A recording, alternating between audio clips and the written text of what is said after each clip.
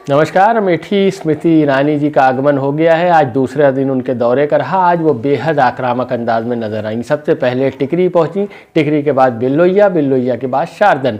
हर जगह जहां जहां पहुंची उनके तेवर आपको देखने को मिले। हम वीडियोस भी आपको दिखाएंगे। पहले आप उनके दौरे का संक्षिप्त विवरण आपको बता देते हैं। कल हमने बताया था कि कल का दिन कैसा रहा। आज बताएंगे कि दूसरे दिन उन्होंने क्या कहा और किस तरह से कार्यक्रमों में शिरकत की।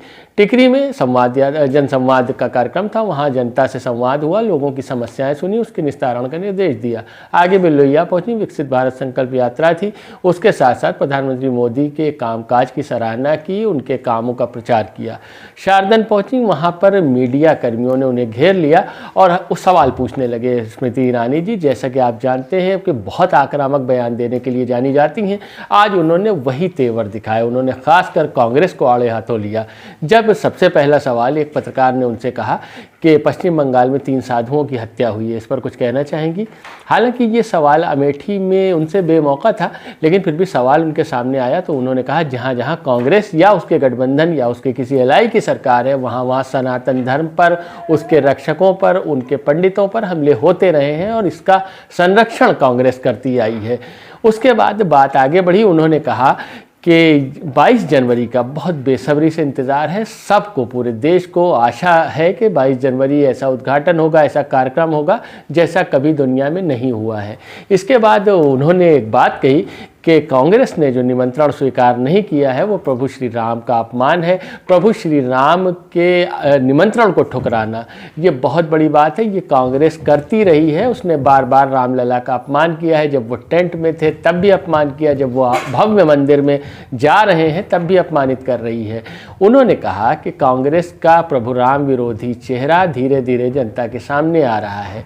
हालांकि इस मौके पर पत्रकारों ने उनकी बात को काउंटर करते हुए कोई अन्य प्रश्न नहीं पूछा कि क्या शंकराचार्य का विरोध भी इसी श्रेणी में रखा जाए या वो अलग है। उसके बाद उन्होंने कांग्रेस को आड़े हाथों लेते हुए एक बात और कही, और वो बात ये थी कि कांग्रेस के नेतागण बाबर की मज़ार पर तो माथा टेकने गए, लेकिन प्रभु रामलला के दर्शन के लिए नहीं आ रहे हैं। यहाँ पर भी स्मृति ईरानी जी ने एक बात नहीं बताई कि कब बाबर की मज़ार पर कौन सा कांग्रेसी नेता या कौन सा नेता गया। अगर यहीं पर यह बात होती कि कौन कब किसकी मज़ार पर गया और किस पार्टी का नेता कहाँ गया, तो शायद जिन्ना की मज़ार पर लाल कृष्ण आडवाणी के जाने का जिक्र भी होता। उसके बाद बात आगे बढ़ी और उनसे एक पत्रकार ने सवाल पूछा कि सुना है कि न्याय यात्रा में राहुल गांधी, जो भारत जोड़ो न्याय यात्रा है, उसमें यहाँ आ रहे हैं। 3 साल से यहाँ नहीं आए, लेकिन उस यात्रा में यहाँ आएंगे और एक दिन सुना गया है, ऐसी खबरें हैं कि वो अमेठी में रुकेंगे। इस पर आप कुछ कहना चाहती हैं? पहली बार स्मृति ईरानी ने, यानी सांसद अमेठी ने एकदम अपने रवैये से चौंका दिया। उन्होंने राहुल गांधी का न तो नाम लिया, न इस सवाल का कोई जवाब दिया और सीधे अपने वाहन में वापस बैठ गई। तो ये आज दिन भर की उनकी गतिविधि रही। बाकी किस तरह से कहा, क्या बात हुई, ये वीडियोस हमने लगा रखे हैं, आप देखते रहें हमारे चैनल को। कल तीसरा दिन उनकी यात्रा का है। किस तरह से क्या कहती हैं, क्या करती हैं, ये सब हम आपको दिखाने का प्रयास करेंगे। धन्यवाद।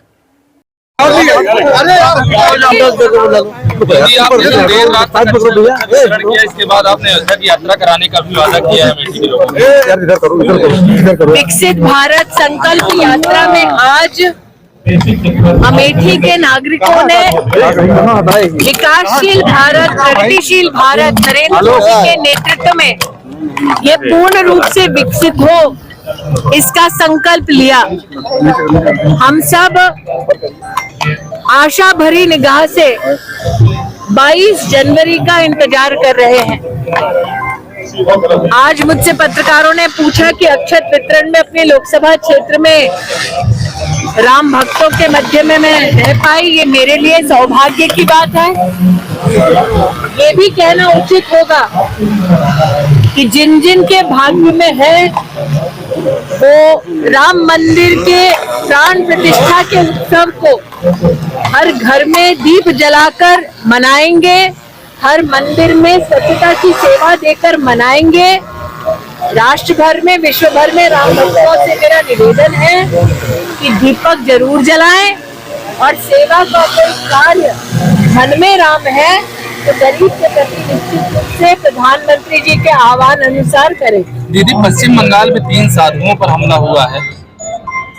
जहां जहां इंडिया अलायंस की सरकार है अथवा जहां जहां उन लोगों का आज भी दबदबा है जो कांग्रेस के साथी हैं, वहां वहां सनातन धर्म पर, सनातन धर्म को मानने वालों पर प्रताड़नाएं बढ़ रही हैं। धर्म के प्रति कांग्रेस नित गठबंधन अपमान की दृष्टि से जो बात करता है, जो काम करता है, वो कांग्रेस और विशेषतः गांधी परिवार के संस्कारों को दर्शित करवाता है। जिन लोगों ने बाबर की मजार पर माथा टेका, वो राम मंदिर में प्राण प्रतिष्ठा के निमंत्रण को ठुकरा रहे हैं। जब तक रामलला टेंट में विद्यमान थे, तब तक कांग्रेस को कोई तकलीफ नहीं थी। आज भव्य मंदिर में प्राण प्रतिष्ठा हो रही है, इसलिए कांग्रेस के नेताओं का कलेजा फटता है। अंतर्राष्ट्रीय संबंधों को मजबूत करने की बड़ी पहल की गई आपकी तरफ से। मैं कहूंगी पुनः 500 सालों के लंबे इंतजार के बाद जिन भक्तों ने धर्म के लिए धैर्य दिखाया, उन भक्तों से मेरा आह्वान है कि 22 तारीख को घर में दीपक जरूर जलाएं। मन में राम है तो सेवा में भी राम का नाम लेकर गरीब के लिए एक सेवा का कार्य जरूर करें। प्रभु राम के प्रति यही हमारी आस्था को दर्शाएगा। यही भक्त होने के नाते हम छोटा सा अपना योगदान प्राण प्रतिष्ठा के ऐतिहासिक अवसर पर दे पाएंगे। दीदी, आपने मदीना जाकर सबका साथ सबका विकास का संदेश दिया है, कैसे इसको कैसे? नरेंद्र मोदी जी के सानिध्य में हर धर्म का सम्मान, हर राष्ट्र का सम्मान जो हिंदुस्तान को सम्मान की दृष्टि से देखता है, ये प्रतिबिंबित हुआ।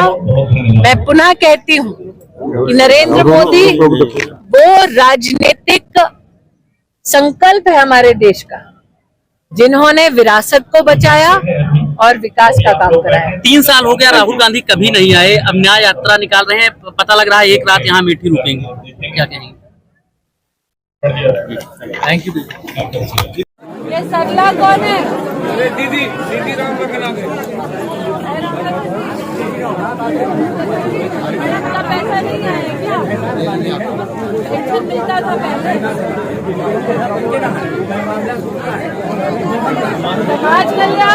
समाज कल्याण विभाग दीदी के पास पहुंच गया।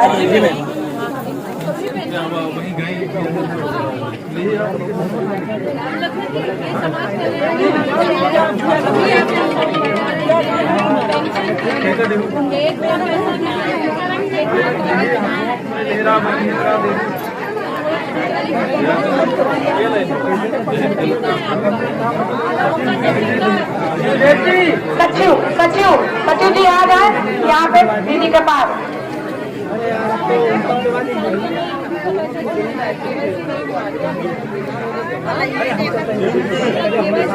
पेंशन के लिए अभी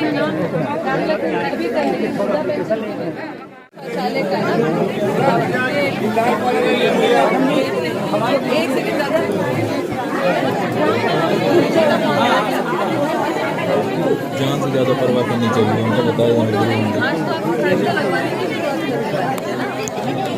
रुक जा भाई, अपनी जगह पे जाएंगी। ये सब लोग करो, कोई किसी बात नहीं सुन पाएंगे। हाँ नहीं, सबकी बात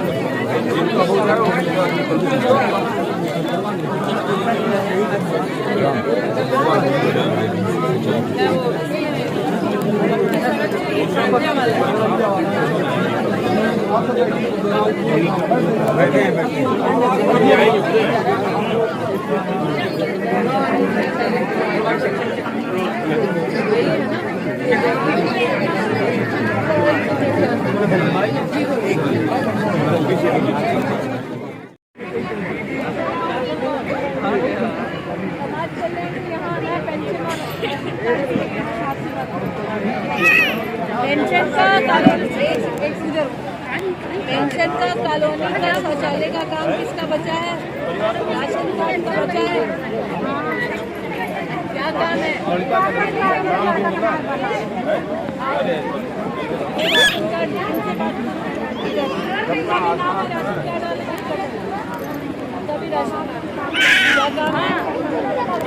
राशन कार्ड आवेदन किया हुआ है कि नाम जोड़ना है, अलग बनवाना है। वही है दिक्कत। आ जाओ पेंशन ठीक है, नाम क्या करना है? आ जाओ ना बाहर पेंशन के लिए पहले राशन कार्ड पेंशन का लिखवाना है। देखो पेंशन का उसके बाद आओ मैं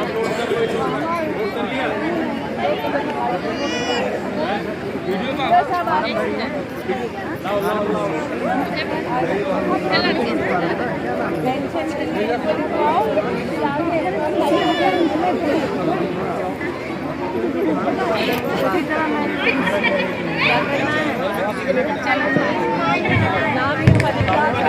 आओ छूती हूँ, छोटों के बाद आशीर्वाद देती हूँ।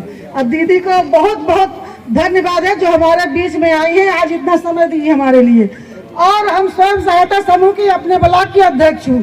और जब से स्वयं सहायता समूह चला, हम लोग समूह के माध्यम से जब से राष्ट्रीय ग्रामीण आजीविका मिशन आया और हमारी दीदी जी ने सांसद अमेठी में आई, तब से हम लोगों को रोजगार के माध्यम से जैसे अचार के प्रशिक्षण हो गए, छोटे छोटे उद्योग के प्रशिक्षण ले करके हम लोग का घर परिवार चल रहा है।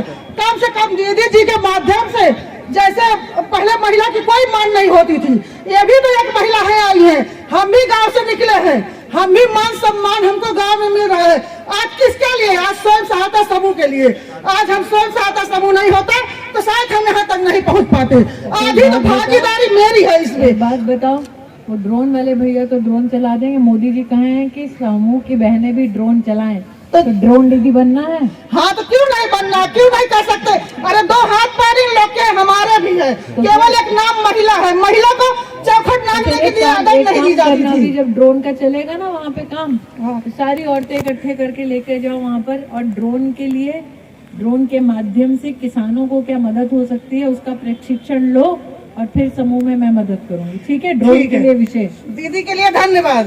आज हम लोग के लिए कितना सहारा बन के आई है और दी है। आज हम लोग आगे भी निकले हुए हैं दीदी के माध्यम से।